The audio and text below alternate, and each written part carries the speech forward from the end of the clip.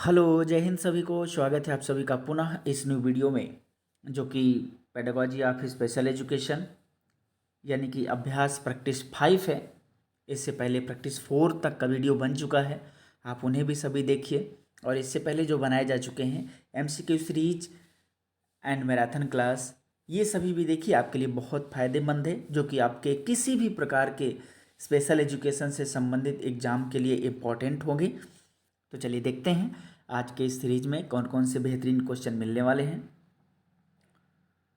ये रहा आज पहला प्रश्न, जो कि 81 से स्टार्ट होगा।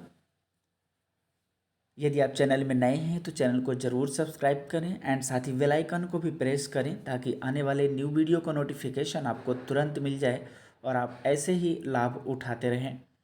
चलिए चलते हैं, देखते हैं क्वेश्चंस के बारे में जानते हैं। क्वेश्चन नंबर 81, क्योंकि 4 सीरीज हो चुके हैं, एक सीरीज में 20 क्वेश्चंस हैं, तो 80 क्वेश्चन कंप्लीट हो चुके हैं, इसलिए 81 से स्टार्ट है।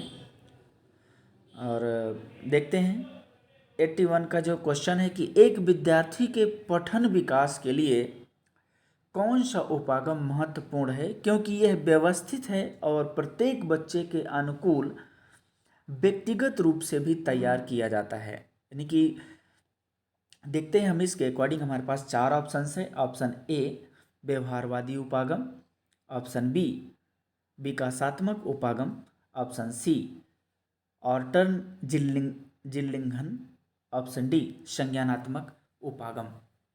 क्वेश्चन नंबर 81 का जो हमारा सही जवाब है option C is the correct answer, Orton Gillingham. शायद ये आप पहली बार सुन रहे होंगे, लेकिन ये इसी से रिलेटेड है कि किस तरीके से एक बच्चे को उसके अनुकूल चीज़ें बना दी जाएं, ताकि वो बेहतर सीख सके। ये नए नए क्वेश्चंस हैं जो आपके आने वाले एग्जाम के लिए बहुत महत्वपूर्ण हैं।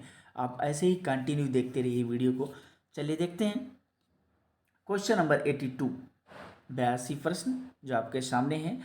कहता है कि दृष्टिबाधित व्यक्तियों के लिए किस भावना का विकास अधिक महत्वपूर्ण हो जाता है, क्योंकि इससे सड़क की सतह की ऊंचाई से संबंधित जानकारी प्राप्त करने में मदद मिलती है।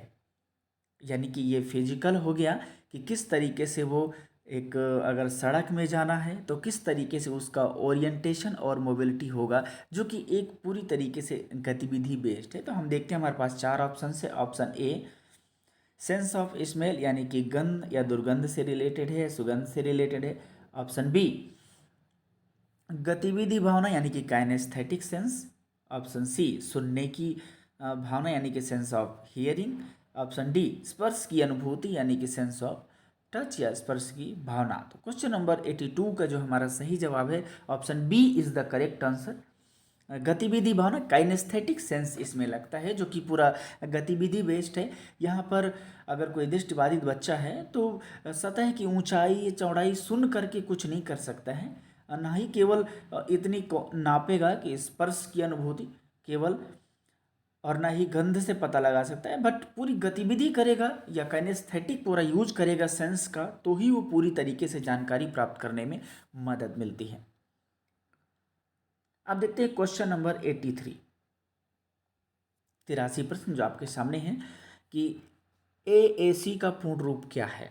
हमारे पास 4 ऑप्शन है। Option A augmentative and alternative communication, option B amendment and average communication, option C aesthetic and alternative curriculum, या फिर option D augmentative and alternative captioning. Question number 83 का जो हमारा सही जवाब है option A is the correct answer, augmentative and alternative communication.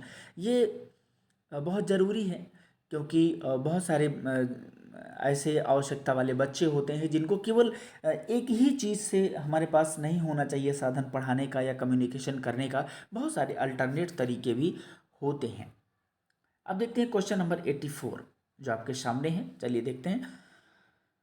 कहता है कि उस प्रकार की पुनर्वास सेवा का नाम बताइए जिसका तात्पर्य कार्यात्मक प्रशिक्षण, विद्यालय शिक्षा और व्यावसायिक प्रशिक्षण से है, जो एक स्वतंत्र और बेहतर सामाजिक एकीकरण की ओर ले जाती है। क्वेश्चन नंबर 84, हमारे पास 4 ऑप्शन है। ऑप्शन ए निष्क्रिय यानी कि पैसिव, ऑप्शन बी सक्रिय यानी कि एक्टिव, ऑप्शन सी अप्रत्यक्ष यानी कि इनडायरेक्ट, या फिर ऑप्शन डी माध्यमिक यानी कि सेकेंडरी। तो क्वेश्चन नंबर 84 का जो हमारा सही जवाब है option B is the correct answer. देखिए सक्रिय हो करके ही ये सारी चीज़ें संभव हैं, एकीकरण किया जाता है, एकीकरण की ओर लिया जाता है। अगर हम अन्य तरीकों से अपनाएंगे तो मुश्किल है। अब देखते हैं क्वेश्चन नंबर 85, 85 प्रश्न जो आपके सामने हैं। देखते हैं कि असंगत अनुशासन सामाजिक अपेक्षाओं के अनुरूप अधिगम की प्रक्रिया को धीमा कर देता है, इसे किस नाम से जाना जाता है। बहुत ही बेहतरीन क्वेश्चन है और ये एकदम नए नए क्वेश्चंस हैं जो स्पेशल एजुकेशन टीजीटी में भी आ चुके हैं, एंड डेफ एंड डम का एग्ज़ाम हुआ है उसमें भी आ चुके हैं, पीआरटी में भी आ चुके हैं और न्यू भी हैं बहुत सारे। तो चलिए देखते हैं। 85 कहता है असंगत अनुशासन सामाजिक अपेक्षाओं के अनुरूप अधिगम की प्रक्रिया को धीमा कर देता है, इसे किस नाम से जाना जाता है।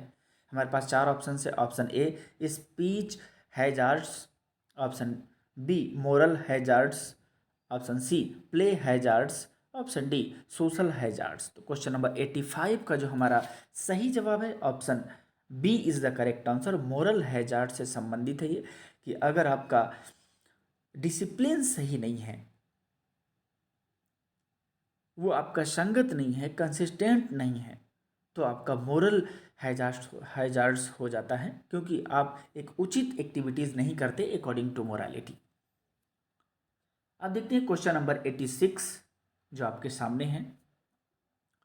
देखिए किस प्रकार के श्रवण हानि वाले लोगों को वातावरण में बोले गए शब्द और ध्वनि तक पहुंच प्राप्त करने के लिए कर्णावत प्रत्यारोपण की आवश्यकता होती है, यानी कि जो कॉक्लियर इम्प्लांट होता है उसकी ज़रूरत पड़ती है। हमारे पास चार ऑप्शन है। ऑप्शन ए मध्यम सुनवाई हानि यानी कि moderate hearing loss, option B प्रवाहकी सुनवाई हानि यानी कि जो कंडक्टिव हियरिंग लॉस है, या फिर ऑप्शन सी संवेदी तंत्र का सुनवाई हानि यानी कि सेंसरी न्यूरल हियरिंग लॉस, या फिर ऑप्शन डी हल्के सुनवाई हानि यानी कि mild hearing loss. Question number 86 का जो हमारा सही जवाब है option C is the correct answer. अगर सेंसरी न्यूरल हियरिंग लॉस है तो ही उसे ज़रूरत पड़ती है या बहुत खतरनाक हो जाता है, अदरवाइज फिर बहुत मुश्किल होता है।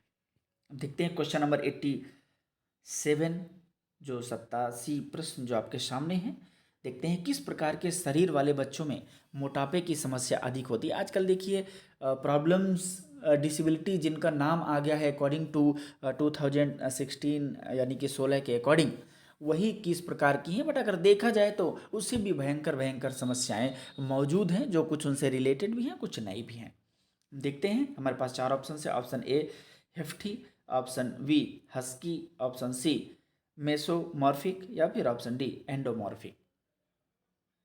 तो क्वेश्चन नंबर 87 का जो हमारा सही जवाब है option D is the correct answer, endomorphic. अब देखते हैं क्वेश्चन नंबर 88, 88 प्रश्न जो आपके सामने है। कहता है कि पाठ योजना के कौन से चरण में छात्रों को मुख्य पाठ के लिए तैयार करने के लिए तैयार की गई छोटी गतिविधियां हैं। अगर आप मेन जो मुख्य पाठ है उसको उसके लिए तैयार करते हैं तो ऐसी कौन सी छोटी गतिविधि है, आप उसको कैसे क्या करेंगे, तो उसको किस शब्द से आप क्या देखते हैं। हमारे पास चार ऑप्शन है। ऑप्शन ए उत्पादन यानी कि प्रोडक्शन, ऑप्शन बी समीक्षा यानी कि रिव्यू, या फिर ऑप्शन सी वार्मर, या फिर ऑप्शन डी अभ्यास। तो क्वेश्चन नंबर 88 का जो हमारा सही जवाब है option C is the correct answer. Warmer यानी कि एकदम उसे तैयार रखना, जला कर रखना, ताकि वो नेक्स्ट चीज़ों के लिए तैयार रहे। देखिए हर शब्द का मतलब कभी कभी सिचुएशन के अकॉर्डिंग चेंज हो जाता है, और नाटे कभी कभी हमेशा के लिए भी शब्द हैं। ऐसा नहीं है कि ये केवल वहीं पर ही यूज होगा, परिस्थितियों के अकॉर्डिंग उसके मायने उसके मतलब भी चेंज हो जाते हैं। हालांकि इस तरह नहीं कि अर्थ का अनर्थ हो जाए, बट यहाँ पर है कि उसे किस तरीके से आगे की तैयारी के लिए उसको अभी से ऐसी कुछ गतिविधियां तैयार कर दें ताकि वो रेडी रहे। अब देखते हैं क्वेश्चन नंबर 89 प्रश्न आपके इस तरीके से भी आ जाते हैं। देखते हैं क्वेश्चन नंबर 89 क्या कहता है कि निम्नलिखित कथनों को पढ़िए और उपयुक्त विकल्प का चयन कीजिए। कथन नंबर 1 है जो स्टेटमेंट है कि आरटीई एक्ट 2009 में लागू हुआ। अब कथन 2 है एनसीएफ 2005 के अध्याय 4 में समावेशी शिक्षा का वर्णन है। तो क्वेश्चन नंबर 89 में जो चार ऑप्शन है, ऑप्शन ए दोनों कथन सही है, ऑप्शन बी दोनों कथन गलत हैं, ऑप्शन सी केवल कथन एक गलत है, ऑप्शन डी केवल कथन दो गलत है। क्वेश्चन नंबर 89 का जो हमारा सही जवाब है option C is the correct answer, कि केवल कथन एक गलत है, क्योंकि आरटीई एक्ट 2009 में लागू नहीं हुआ था, ये 1 अप्रैल 2010 से लागू हुआ था, और बाकी दूसरा ठीक है। अब देखते हैं क्वेश्चन नंबर 90, यानी कि ये थोड़ा बड़ा है, छोटा करते हैं। ये 90 प्रश्न 90 निम्नलिखित में से पाठ योजना के महत्व से संबंधित नहीं है, यानी कि जो कौन सा ऐसा है ये पॉइंट रिलेट करता है कि जो लेसन प्लानिंग का इम्पोर्टेंस उस पॉइंट में नहीं है। हम क्वेश्चन 90 के अकॉर्डिंग ऑप्शन ए, पाठ्य नियोजन के द्वारा शिक्षण कार्य को प्रभावपूर्ण एवं रोचक बनाया जा सकता है, ये एक साथ होगा, बनाया जा सकता है। ऑप्शन बी, पाठ नियोजन कर लेने से शिक्षक कक्ष में पूरे आत्मविश्वास से शिक्षा कार्य नहीं कर सकता है। ऑप्शन सी, पाठ योजना कर लेने से शिक्षक कक्ष में अनुशासन की समस्या को बड़ी आसानी से दूर कर सकता है। ऑप्शन डी, पाठ योजना कर लेने से शिक्षक के समय तथा शक्ति की बचत होती है। तो क्वेश्चन नंबर 90 यानी कि 90 का जो हमारा सही जवाब है option B is the correct answer, क्योंकि कहता है कि कौन सा संबंधित नहीं है। अगर कोई व्यक्ति पाठ योजना बना लेता है, निर्धारित कर लेता है, तो आत्मविश्वास से कार्य कर सकता है। यहाँ पर लिखा है कि नहीं कर सकता है। अब देखते हैं क्वेश्चन नंबर 91 91, SUPW का पूर्ण रूप क्या है। देखिए ये सब क्वेश्चंस आ चुके हैं और बहुत सारे न्यू भी साथ में रहते हैं, इसलिए वीडियो को पूरा देखते रहिए। आने वाले एग्जाम के लिए बहुत बेनिफिट होगा, पुराने वाले स्टूडेंट्स के लिए बहुत लाभ हुआ है सीरीजों से, तो आप भी देखते रहिए। चलिए देखते हैं, हमारे पास चार ऑप्शन है। Option A, socially useful and practising work. Option B, socially useful and productive work. Option C, secondary and upper primary work. Option D, secondary utility project work. Question number 91 का जो हमारा सही जवाब है option B is the correct answer, socially useful and productive work, SUPW। अब देखते हैं question number 92, यानी कि 92 जो प्रश्न है आपके सामने हैं। चलिए देखते हैं। कहता है कि व्यक्तिगत शैक्षिक कार्यक्रम की प्रथम सीढ़ी क्या है। अगर आप इंडिविजुअल एजुकेशनल प्रोग्राम बनाने जाते हैं, जिसे हम इंडिविजुअलाइज्ड भी यहाँ लिखेंगे, इंडिविजुअलाइज्ड एजुकेशनल प्रोग्राम लिखेंगे, तो इनमें से प्रथम सीढ़ी क्या है। हमारे पास चार ऑप्शन है। ऑप्शन ए, लक्ष्यों का निर्माण करना। ऑप्शन बी, मूल्यांकन। ऑप्शन सी, पाठ योजना, या फिर ऑप्शन डी, व्यक्ति इतिहास यानी कि केस हिस्ट्री। तो क्वेश्चन नंबर 92 का जो हमारा सही जवाब है option D is the correct answer, व्यक्ति इतिहास यानी कि केस हिस्ट्री। देखिए सबसे पहले हम केस हिस्ट्री बनाते हैं, उसके बारे में पूरी जानकारी लेते हैं। ये लक्ष्य वक्त से तो बाद की बात है, और मूल्यांकन फिर उसके बाद, पाठ्य योजना उसके बाद है, फिर जाके लास्ट में मूल्यांकन है। तो case history is the best. जब तक हमें उसके बारे में जानकारी ही नहीं रहेगी तो क्या हम उसके बारे में कोई निर्णय ले सकते हैं, कोई स्ट्रेटजी बना सकते हैं, शायद नहीं। इसलिए क्वेश्चन 92 का जो हमारा सही जवाब है option D is the correct answer.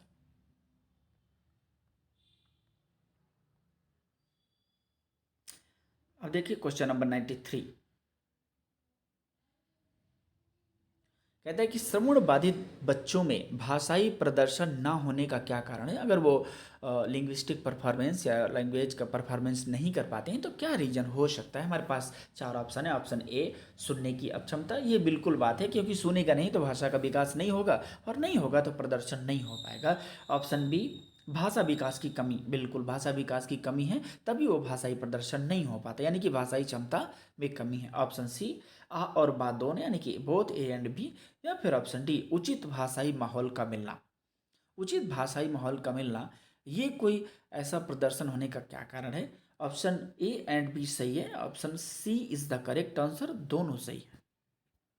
अब देखते हैं क्वेश्चन नंबर 94, 94 प्रश्न जो आपके सामने है, कि दिव्यांगता के बारे में समुदाय का कौन सा दृष्टिकोण सही माना जाना चाहिए। यानी कि ऐसा कौन सा दृष्टिकोण है जो सही होगा समुदाय के अनुसार। देखते हैं, हमारे पास चार ऑप्शन हैं। ऑप्शन ए, दिव्यांग बच्चे हमेशा किसी न किसी बड़े पर निर्भर रहते हैं। ऑप्शन बी, दिव्यांगता ईश्वर का अभिशाप है। ऑप्शन सी, दिव्यांग बच्चों को भी अन्य बच्चों की तरह समान और बराबर अधिकार प्राप्त हैं। ऑप्शन डी, दिव्यांग बच्चे दया पर निर्भर होते हैं। तो क्वेश्चन नंबर 94 का जो हमारा सही जवाब है option C is the correct answer. कहते हैं कि दिव्यांग बच्चों को भी अन्य बच्चों की तरह समान और बराबर अधिकार प्राप्त हैं।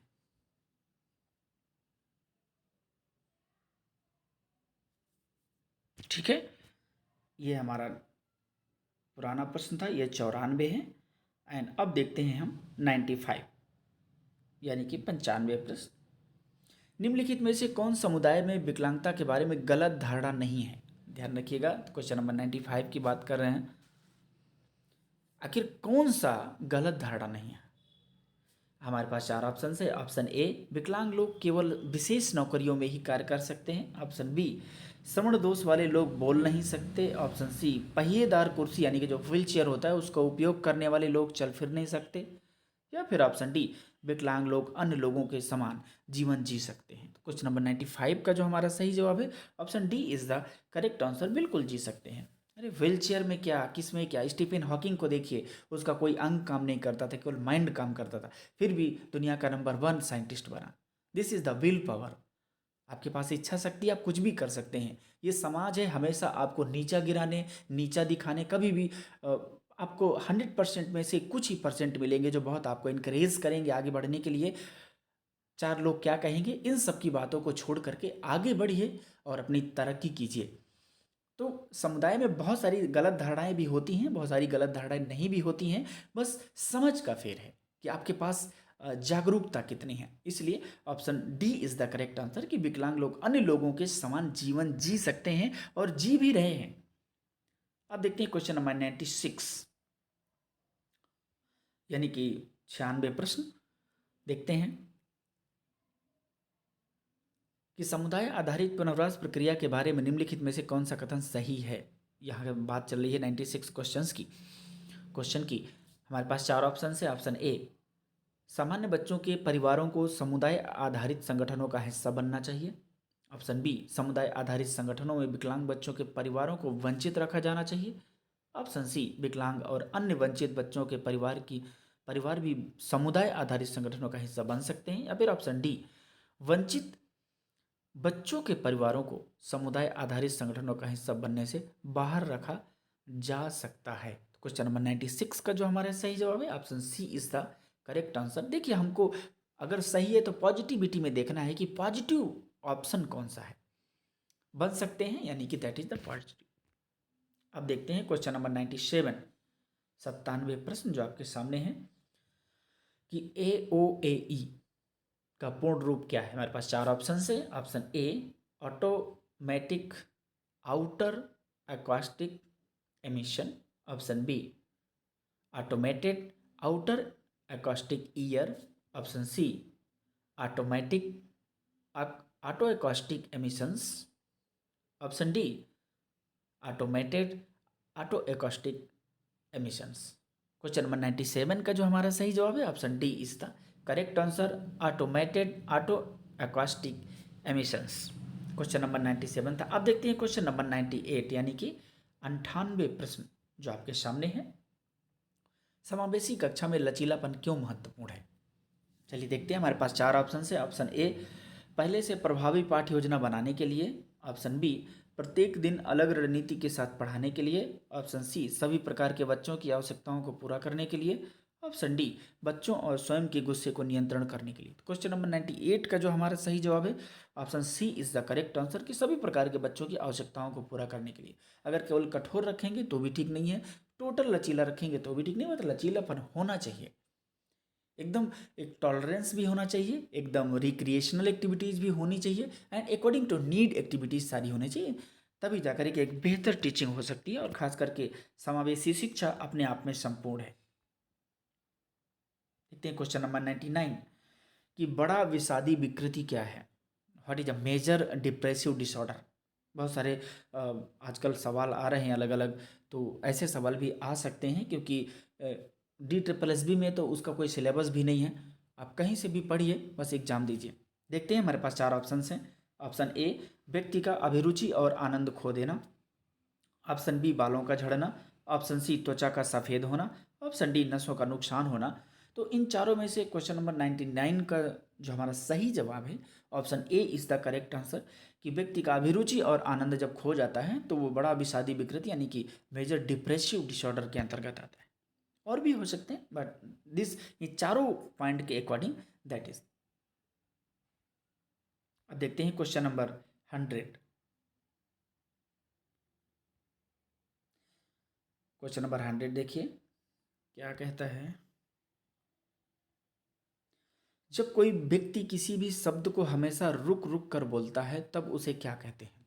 यानी कि मान लीजिए कि कोई भी व्यक्ति किसी भी शब्द को बहुत रुक रुक करके यानी कि हकलाना जिसे कहते हैं तो उसे क्या कहते हैं। Option A dyscalculia, option B dyslexia, option C dyslalia, option D dyspraxia. Question number 100 का जो हमारा सही जवाब है option C is the correct answer. Dyslalia is related to कि जब कोई हकलाता है या तुतलाता है। हकलाना का मतलब है जब किसी हम नाम लेते हैं, सपोज कि मेरा नाम है तो मैं जैसे लूँ या सुल्तान, यानी कि अगर मैं रुक रुक करके बोलता हूँ तो ये क्या होगा, हकलाना हो गया। तो ऐसे किसी का भी नाम ले सकते हैं या बच्चा जब भी बोलता है। तो ये आज के 20 क्वेश्चंस आई होप आपको पसंद आए होंगे, या पसंद की बात नहीं है आपके लिए इम्पॉर्टेंट होंगे। कमेंट करके ज़रूर बताइए और वीडियो को ज़रूर लाइक किया करिए यदि आपको अच्छा लगता है तो। साथ ही अपने दोस्तों तक भी शेयर करिए, लाइक करिए, सब्सक्राइब करिए। Thank you so much. मिलते हैं नेक्स्ट वीडियो में, तब तक के लिए जय हिंद, वंदे मातरम।